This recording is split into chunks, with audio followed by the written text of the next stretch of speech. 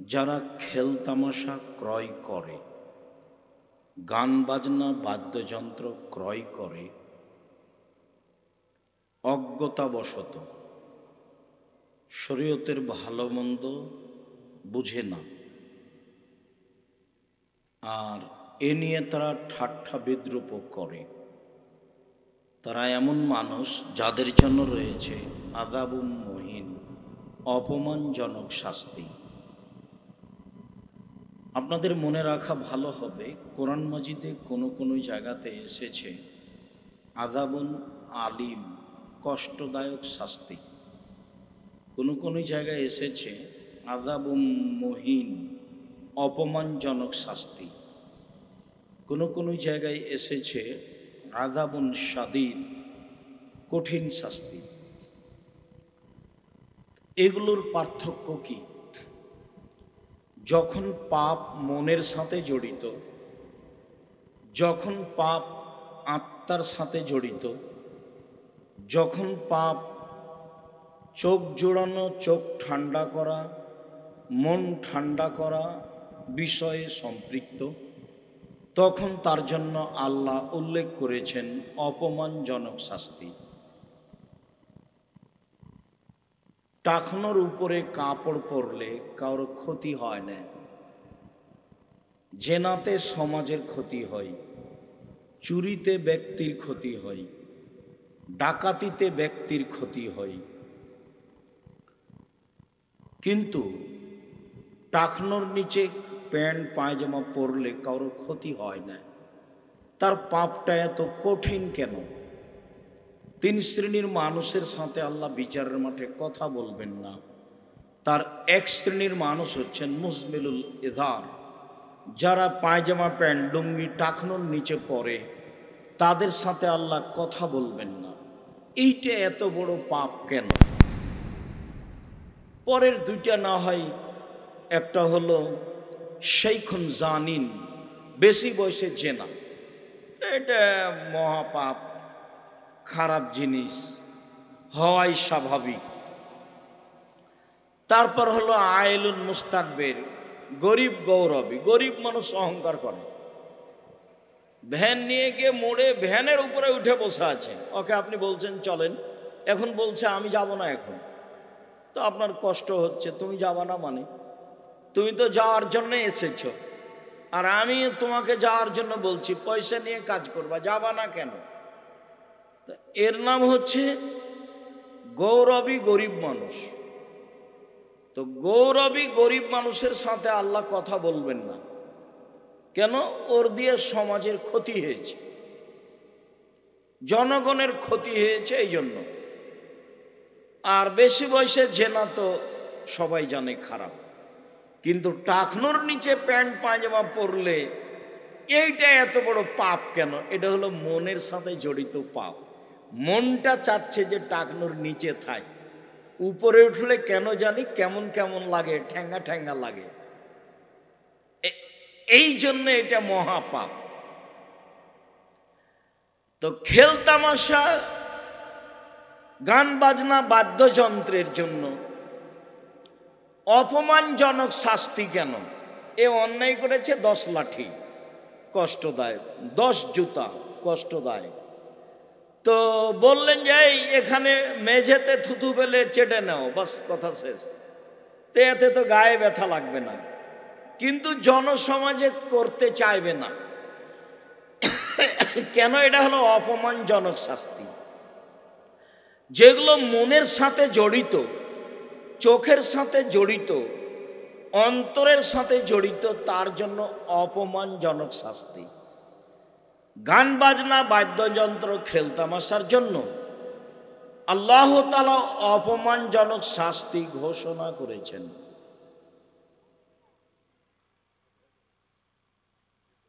এ ব্যাপারে উকবা ইবনে আমির রাদিয়াল্লাহু তাআলা আনহু বলেন, রাসূল সাল্লাল্লাহু আলাইহি ওয়াসাল্লাম বলেছেন, কুল্লু লাহবিন ইয়ালহু বিহির রাজুল ফাহুয়া বাতিল। শরীর চর্চা ব্যতীত যে কোনো খেলতামাশা, গান বাজনা বাদ্যযন্ত্র হারাম, বাতিল, নাজায়েজ। কুল্লু লাহবিন ইয়ালহু বিহির রাজুল ফাহুয়া বাতিল, প্রত্যেক যেসব খেল তামাশা মানুষে করে তা হারাম, তা বাতিল।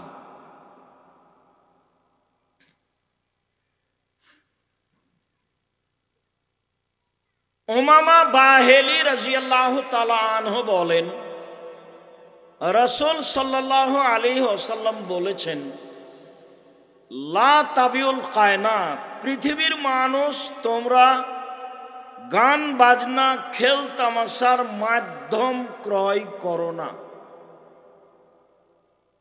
জরুরি প্রয়োজন ছাড়া, দুর্ঘটনা ছাড়া বড় মোবাইল কিনা হবে না।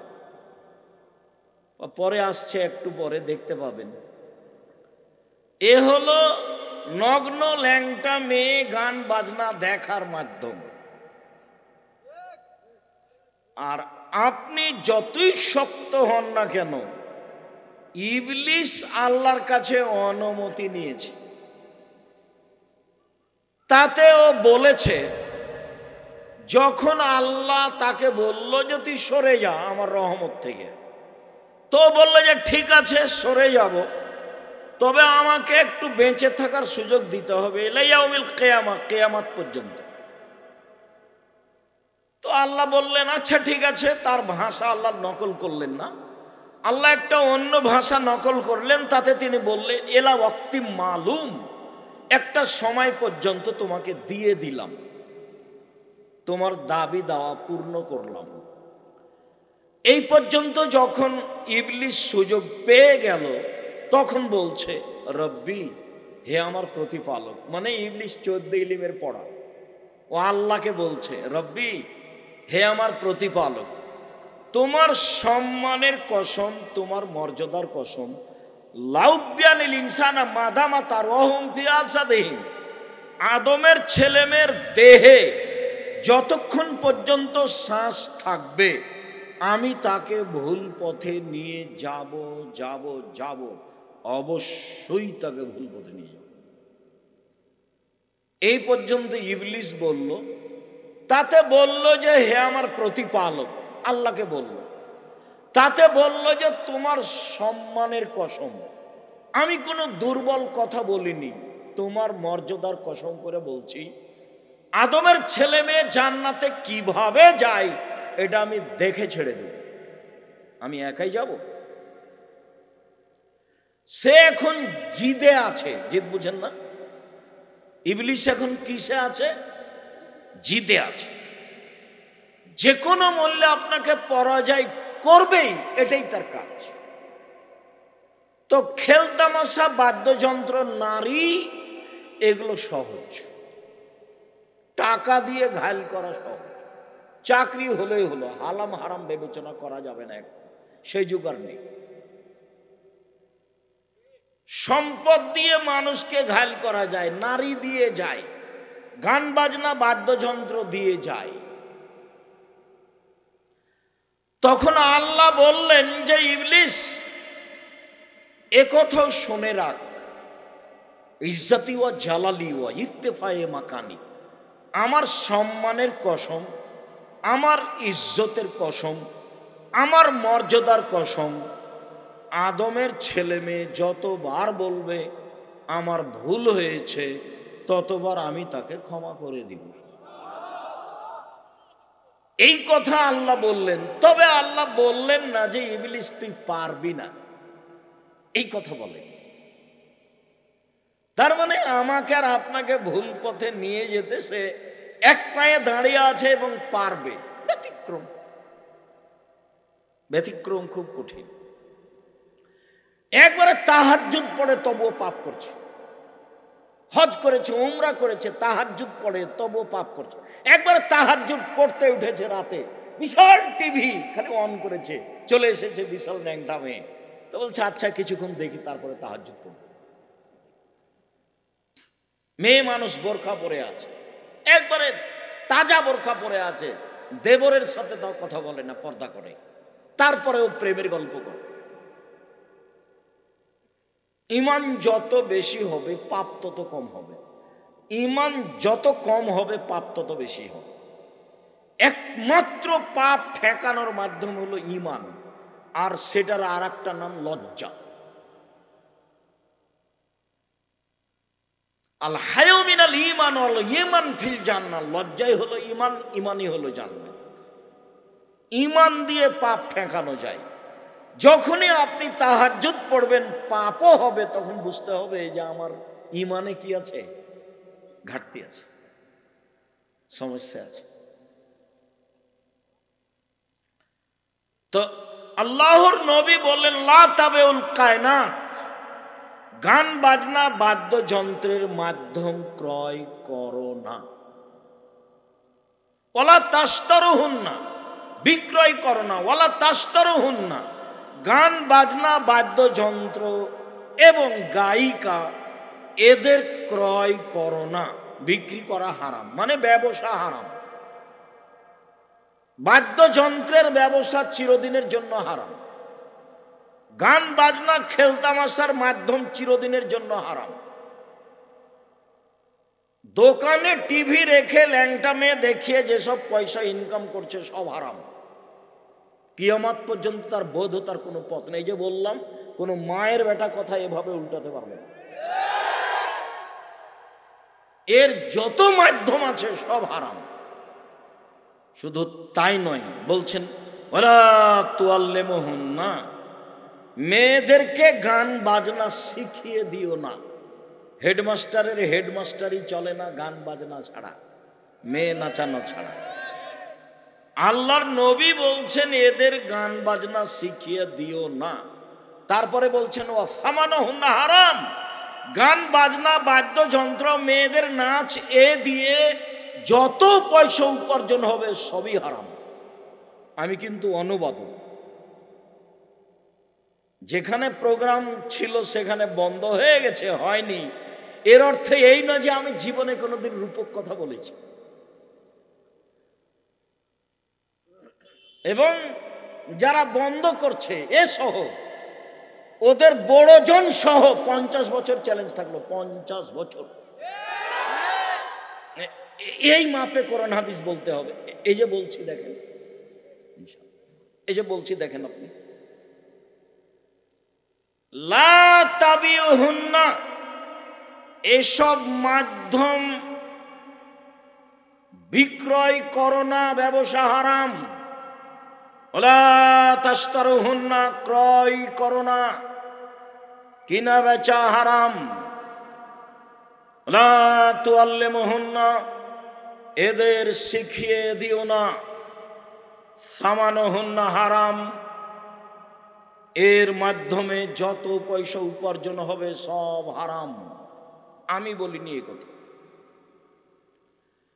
আব্দুল্লাহ ইবনে আব্বাস রাদিয়াল্লাহু তাআলা আনহু বলেন, রাসূল সাল্লাল্লাহু আলাইহি সাল্লাম বলেছেন, ইন্নাল্লাহা হাররামাল খামরা ওয়াল মাইসিরা ওয়াল কুবা ওয়াল খিনজিরা ওয়াল আসনামা, নিশ্চয় আল্লাহ তাআলা হারাম করেছেন মদ, নিশ্চয় আল্লাহ তাআলা হারাম করেছেন জুয়া, নিশ্চয় আল্লাহ তাআলা হারাম করেছেন ডুবি, তবলা, ঢোল, ঢাক, হারমোনিয়াম, সেতারা, দোতারা, যত বাজনার মাধ্যম আছে সব হারাম করেছেন। শুকুর, সোর হারাম করেছেন, পুতুল, একটাই ভাষা, সব হারাম। হারাম শব্দ ব্যবহার করছেন আল্লাহর নবী, আর বলছেন যে আল্লাহ হারাম করেছে। মদ যেমন হারাম, জুয়া তেমন হারাম, শুকুর সোর যেমন হারাম, গান বাজনা বাদ্যযন্ত্র তেমন হারাম। শুকুর সোর যেমন হারাম, খেল তামাশা পুতুল তেমন হারাম। অথচ আপনার বাড়িতে আপনার স্ত্রী, আপনি একটা আপনার ছোট বাচ্চার পেশাব পায়খানা করার পট কিনেছেন, তা হলো ঘোড়া। এমন জিনিস আমাদের বাড়িতে থাকবে না, 1 মিনিটও থাকবে না। আপনি আপনার ছেলে মেয়ের জন্য যেটা কাপড় কিনেছেন তাতে আছে কার্টন। আপনার স্ত্রী একটা আয়না কিনেছে, সেটা হলো কাতল মাছ।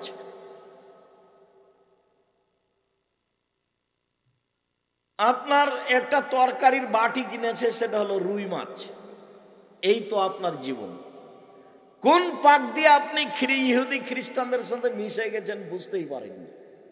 আর গত রাত তো ছিলই নিম্ন শ্রেণীর, ইতর শ্রেণীর 3% অশিক্ষিত বর্বর অসভ্য মানুষের ছেলে মেয়ের কাজ।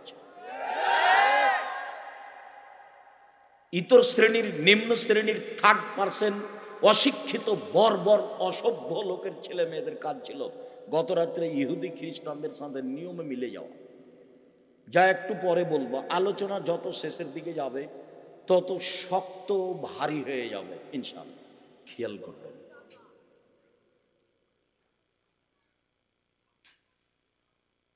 আবু মুসা আশআরী রাদিয়াল্লাহু তাআলা আনহু বলেন, রাসূল সাল্লাল্লাহু আলাইহি সাল্লাম বলেছেন, ইয়াকুনু মিন বাদি আকওয়াম, অচিরেই আমার পরে লোকজন আসবে যারা ইস্তাহিলুনাল হেরা, জেনাকে হালাল মনে করবে।